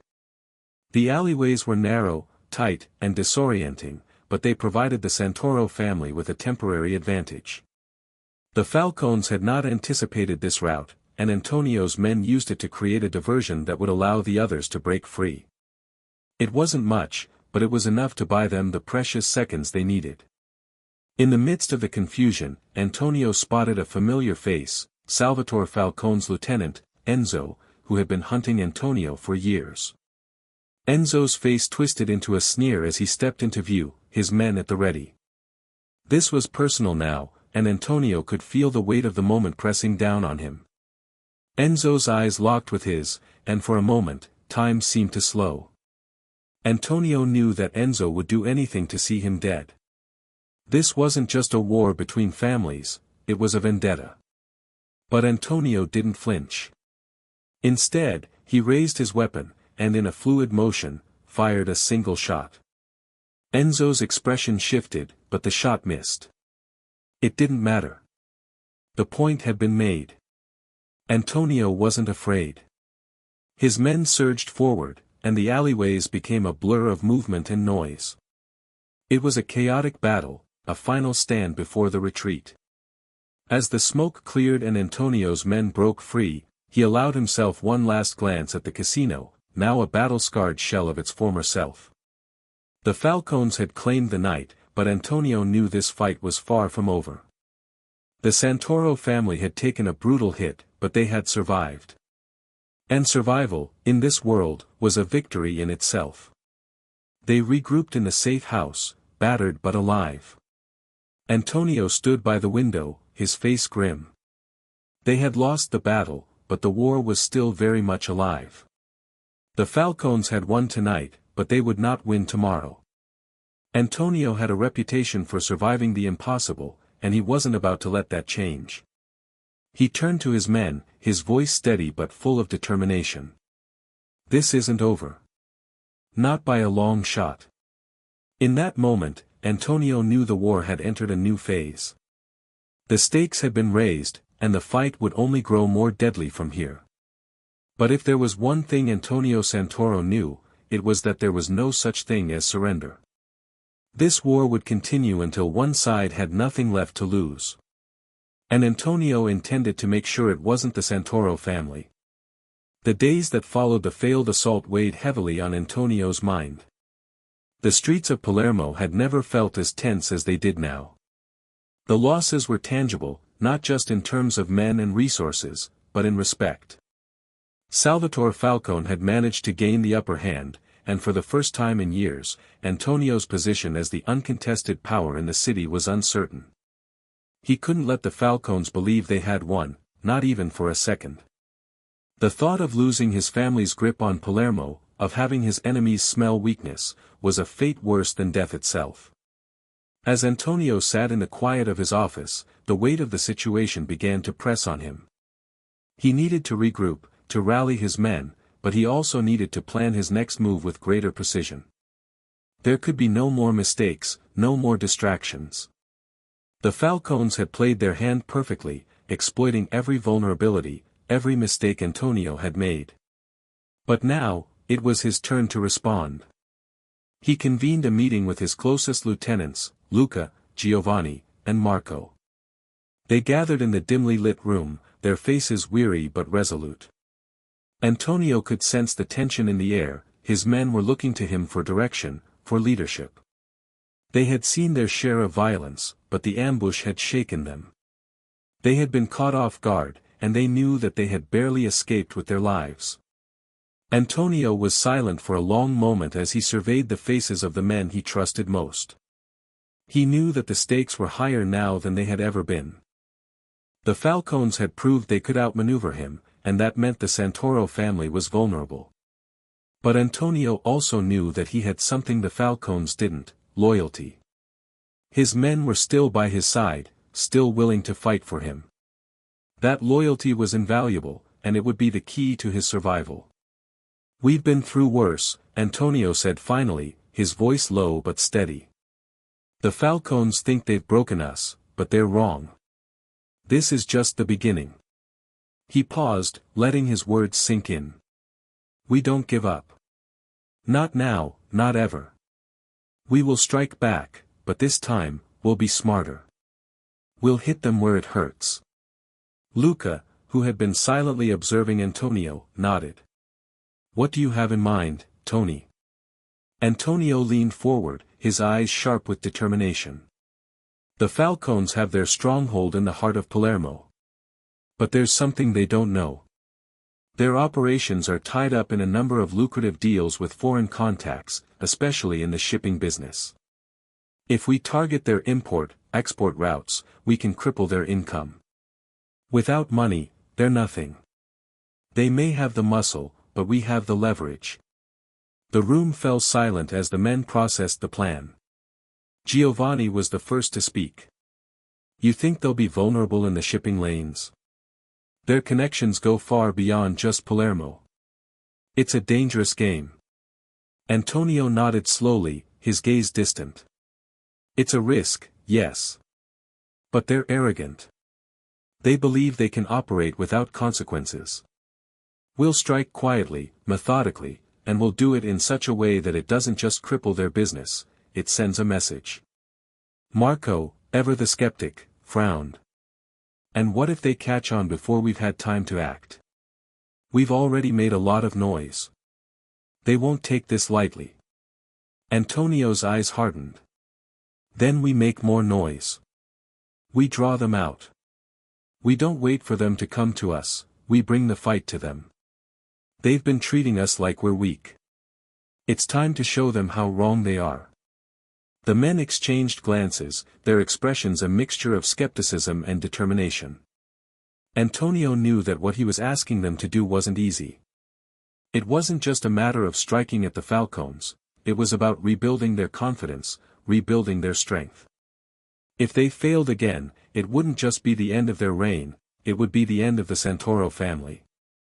"I'll need all of you on this," Antonio continued, his voice commanding. "This isn't just a raid. It's a war. And if we're going to win it, we'll need every hand we can get. We hit them in the shipping lanes, but we also need to keep up the pressure on their local operations. We'll need men on the streets, watching their every move. They won't be expecting us to act this quickly." Luca spoke up again, his tone more thoughtful this time. "How do you plan to handle their muscle? The Falcones have the biggest crew in Palermo. Even if we cripple their business, they'll come after us with everything they've got." Antonio's eyes narrowed. "Then we make them pay for it. We'll lure them into a fight on our terms. We'll hit them in their own territory, just like they did to us. This time, we'll be ready." As the meeting continued, the tension in the room shifted from anxiety to resolve. The plan was risky, but it was the only option they had left. It wasn't just about money or power anymore, it was about survival. The Santoro family's very existence was on the line, and Antonio couldn't afford to fail. If the Falcones thought they had broken him before, this would show them how wrong they were. The dock area was alive with activity, but there was an eerie quiet in the air. The docks themselves, which had been bustling with life for decades, now seemed to pulse with an undercurrent of danger. Each creaking of the ship's masts, each slap of the waves against the pilings felt amplified. Antonio could almost hear the whispers of those who worked in the shadows, the men who had helped him gather intelligence on the Falcones' operations, who had provided him with the details of their shipments and cargo. It was these small bits of information that would lead to the downfall of Salvatore Falcone's empire. The Falcones' wealth was built on these trade routes, on smuggling everything from weapons to stolen goods to rare drugs. To break them, Antonio had to cripple these lifelines. Luca, who had remained steadfastly by his side, stepped up beside Antonio. His eyes scanned the harbor, ever vigilant. "Everything set, Tony," Luca said, his voice quiet but full of authority. "The men are in position, and we've secured the perimeter. We just need to give the word." Antonio didn't immediately respond. His gaze was fixed on the scene before him, his mind, as always, calculating. He could feel the weight of his decision. This strike, this raid on the Falcone's shipping routes, was not just another job. It wasn't like any other mission he had taken.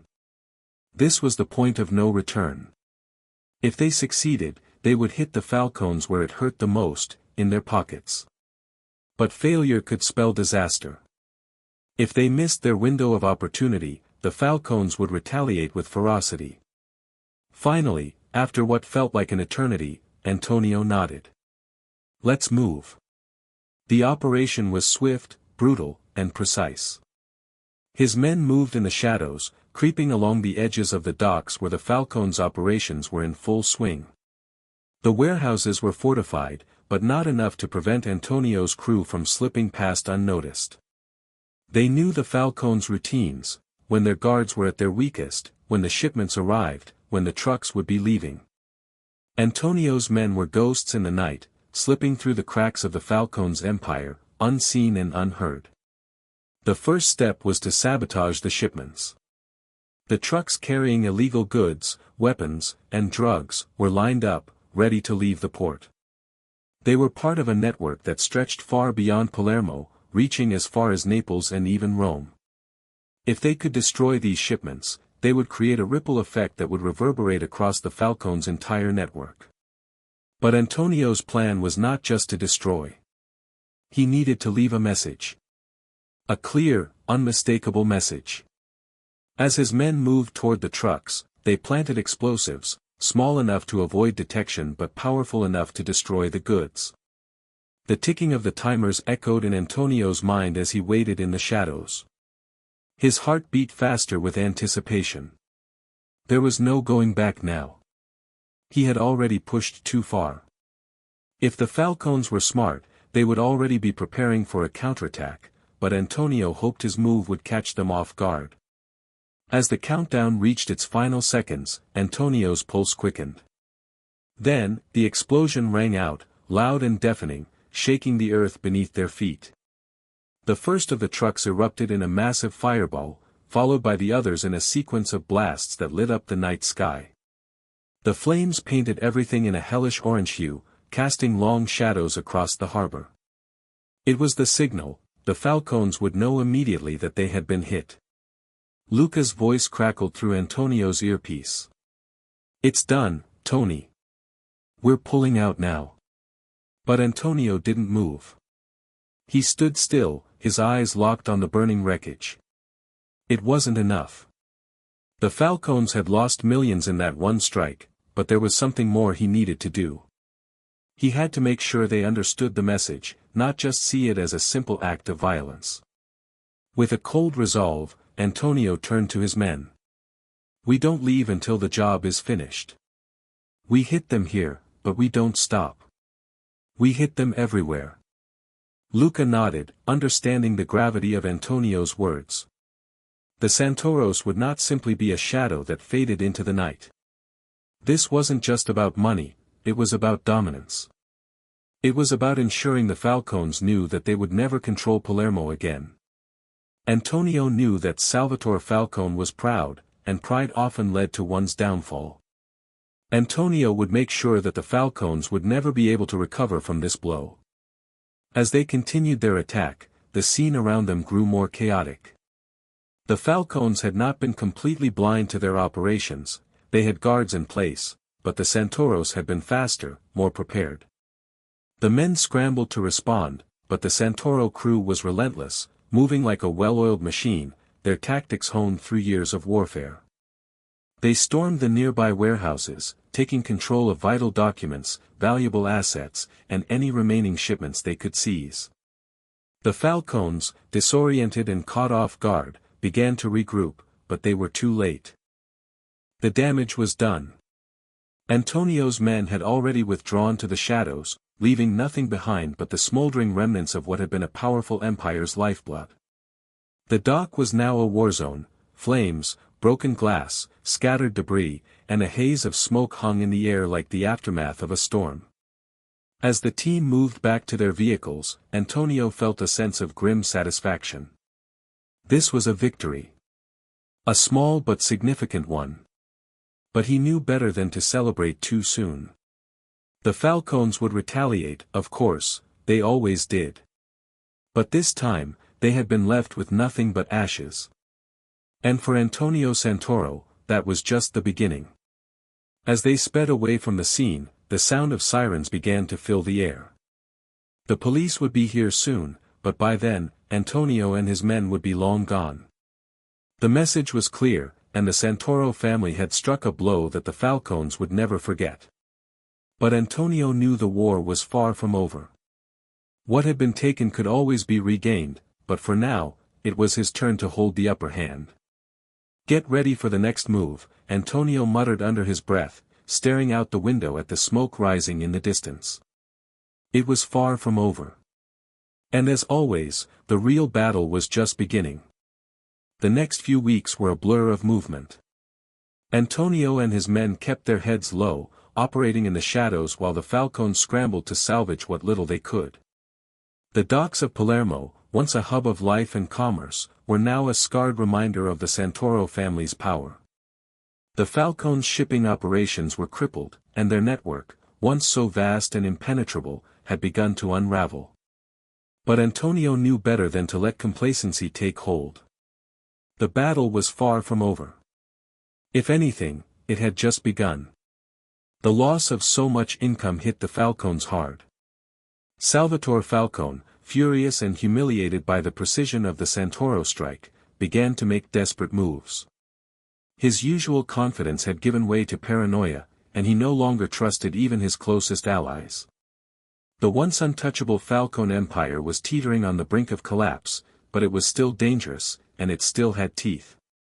Antonio's actions had shaken Salvatore, but now the question was whether he could finish what he had started. Antonio, in his quiet moments, reflected on the fragility of power. The Santoros had ruled Palermo for years, but one successful raid had shown just how easily everything could be undone. He had learned early in life that loyalty was what mattered most, but even loyalty could be betrayed. And betrayal, he knew, was a deadly game that could shift the balance of power in an instant. He had lived through betrayal before, witnessed it, felt it, and yet, he understood the brutal truth: trust was a rare commodity in their world. That morning, while the streets of Palermo still slept, Antonio sat in his office, his hands resting on the cool surface of the mahogany desk. The room was dim, lit only by the weak morning light creeping through the curtains. He needed to plan the next move. The Falcones were not done. They would strike back, but Antonio had to anticipate their every move. He couldn't afford to be reactive. In this world, if you weren't ahead, you were already behind. Luca entered the room, his face as grim as ever. He didn't bother with pleasantries. "We've got word, Tony. The Falcones are moving. They've started securing new routes, trying to re-establish their distribution lines. Antonio leaned back in his chair, his fingers tapping rhythmically against the desk. "I knew they wouldn't just fold," he muttered. "They're coming back. But they're desperate now. That's when people make mistakes." Luca nodded, eyes hard. "And they've got a new ally. Someone big. Word is, they've made a deal with the De Luca family out of Naples." Antonio's heart skipped. The De Lucas were a powerful family, one that controlled a significant portion of the southern Italian underworld. A partnership between the De Lucas and the Falcones could shift the balance of power. It was a move that could either solidify the Falcones' position or destroy the Santoros once and for all. "We need to move quickly," Antonio said, his voice unwavering. "If they're bringing in the De Lucas, they're preparing for war. We can't let them build momentum." Luca agreed, but a hint of concern flickered in his eyes. "The De Lucas don't back down easily. They've got muscle, connections. The Falcones might have lost ground in Palermo, but with the De Lucas behind them, they'll have the backing they need." Antonio stood up, his jaw clenched. "Then we'll show them that no one can take Palermo from us." He paused, thinking for a moment, and then added, "We need to act fast. The longer we wait, the stronger their position becomes. I want a meeting with our allies. The Cattaneo family, the Bianchi faction, everyone." Luca nodded. "I'll make the arrangements." As the days passed, Antonio's anxiety grew. The Falcones' desperation was palpable, and their new alliance with the De Lucas was proving to be more than just a rumor. His men had reported seeing De Luca affiliates moving into the city, heavily armed, ready for a confrontation. It was no longer a question of if there would be a battle, it was only a matter of when. Antonio knew that a full-scale war with the Falcones and the De Lucas could destroy everything. His family's empire had been built on careful negotiation, alliances, and ruthlessness, but never before had they faced an adversary this formidable. He knew the De Lucas were not like the Falcones, they were older, more established, and far more dangerous. The risk of failure was enormous. Late one night, as the city hummed with the sounds of a tense peace, Antonio met with his closest advisors. Luca, Giovanni, and Marco sat around the large oak table in Antonio's study, the dim glow of the table lamp casting shadows across their faces. The weight of the moment hung heavily in the air. This was the precipice, the point of no return. Antonio had already lost so much. His family, his friends, his empire, it was all hanging by a thread. But he couldn't give up. Not now. Not after everything he had fought for.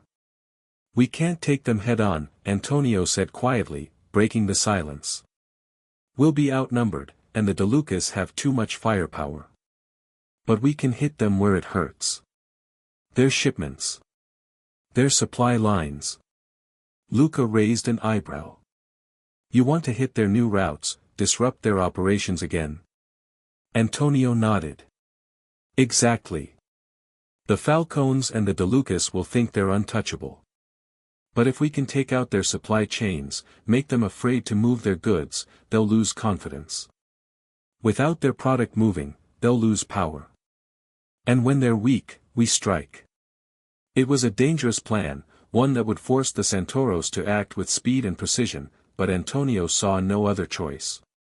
If they waited too long, they would be buried under the weight of their enemy's alliance.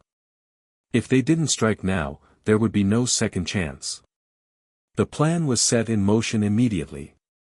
Antonio's men began to infiltrate the new routes, gathering intel and preparing for the upcoming strikes. They would work swiftly, silently, making sure the Falcones and De Lucas never saw them coming. But Antonio knew that the risk was greater this time. If they were caught, the repercussions would be severe. There could be no mistakes. Days passed in a blur of preparation, but the tension was mounting. Antonio could feel it in the pit of his stomach, the knowledge that every move, every decision, could be his last. But even as the threat of war loomed ever closer, Antonio's resolve hardened. He had survived too much to let this be the end. His family's future was on the line. This time, there would be no turning back. Antonio watched the streets of Palermo from his balcony, the early morning light casting long shadows across the cobblestones. The city seemed peaceful, but he knew better than to believe the calm. Beneath the surface, the battle for control was heating up. The Santoro family's moves had rattled the Falcones and the De Lucas, but Antonio understood that war was not won with one strike. He had set the stage, but the next few days would decide whether his gamble would pay off or destroy everything he had worked for. His thoughts were interrupted by Luca's call. "Tony," it started. "They're moving on our supply lines." Antonio's heart sank. He had expected retaliation, but the speed with which the Falcones and De Lucas acted was impressive.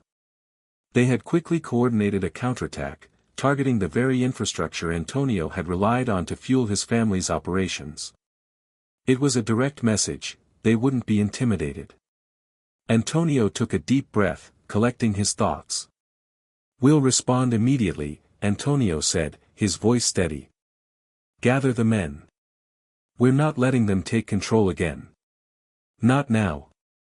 Luca's tone was filled with urgency. "Understood. We'll be ready." Antonio hung up the phone and turned to face the map on the wall. His fingers traced the routes, the lifeblood of the Santoro family's business. These were the same routes they had used for decades, delivering everything from legitimate goods to illicit items that fueled their power. If the Falcones and De Lucas were cutting off those routes, they would starve the Santoros out. Antonio couldn't allow that. The plan he had set in motion was about to hit its first major hurdle. The Falcones were methodical, and their alliance with the De Lucas gave them resources and manpower that Antonio's family couldn't match. The game had shifted, and for the first time in a long while, Antonio felt the weight of the looming conflict settle heavily on his shoulders. There was no room for error now.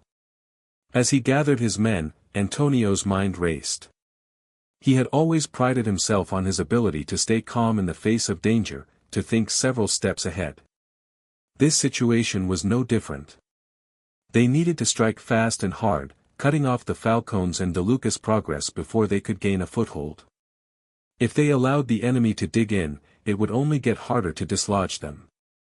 The first priority was to secure their main supply routes. Antonio dispatched teams to key locations, warehouses, docks, and transport hubs. Their goal was simple: create chaos, disrupt the flow of goods, and force the Falcones and De Lucas to stretch their resources thin. It was a strategy designed to wear them down, to keep them on edge, never allowing them to consolidate power. At the same time, Antonio began making calls to his remaining allies.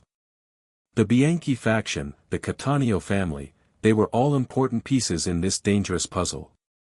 While they couldn't match the firepower of the De Lucas or the influence of the Falcones, they could be the difference between success and failure.